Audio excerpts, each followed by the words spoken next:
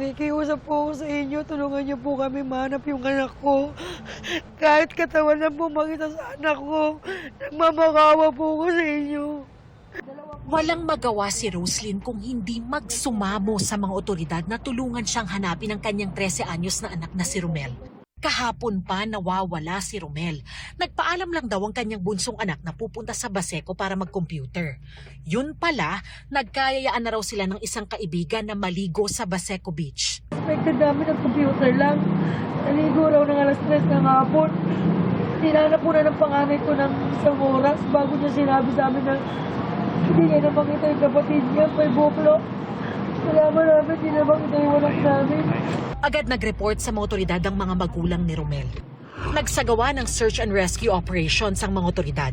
Sinuyod daw ng mga otoridad ang buong Baseco Beach, breakwater, pati hanggang Ilog Pasig, pero pahirapan ang paghahanap. Mahirap po, gawa po ng malakas din po ang hangin talaga sa dagat po mula pa kahapon at malalaki rin po yung nagiging alon. Bukod pa po roon, marami po talagang mga basura po sila na sinasabayan dahil po baka doon na nasabay yung katawan.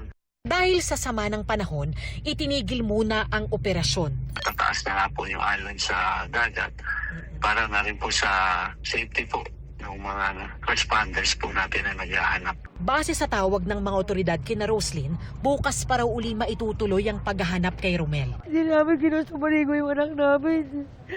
Hindi namin pinapaligo ng dagat, siya lang nagkusang maligo. Sakit-sakit, di ko kaya.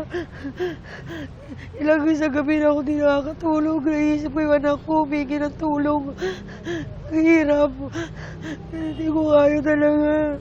Mabait at malambing daw na anak si Romel na bunso sa dalawang magkapatid. Ipagdiriwang pangaraw sana nila ang birthday niya sa October 5. Yung pangarap na anak ko pag-isipan eh. Sabi niya, bibigyan ako ng bahay. Alis kita rito, mama, sa Kalaw. Bibigyan kita ng bahay, mama. Sabi niya sa akin. Sabi ko, sige, tutulungan kita pag-aralin kita ng maigi. Masipag na bata, marami tao gusto sa kanya. Bawal talagang maligo sa Baseco Beach. May nagbabantay naman daw doon pero nalusutan pa rin daw ng mga bata. Iba po yung alon natin ngayon, iba rin po yung lalim ng tubig. At sa ating mga barangay officials naman po, sana po doblein pa natin po yung pagpapatrolya. Yan po sa ating mga baybayin. Sana umaasa ako, baka papalarin lang ng Diyos na may ligtas po siya. Magkaroon lang ako ng himala, tumulong sa anak ko. Darlene Kai, Nakatutok, 24 Oras.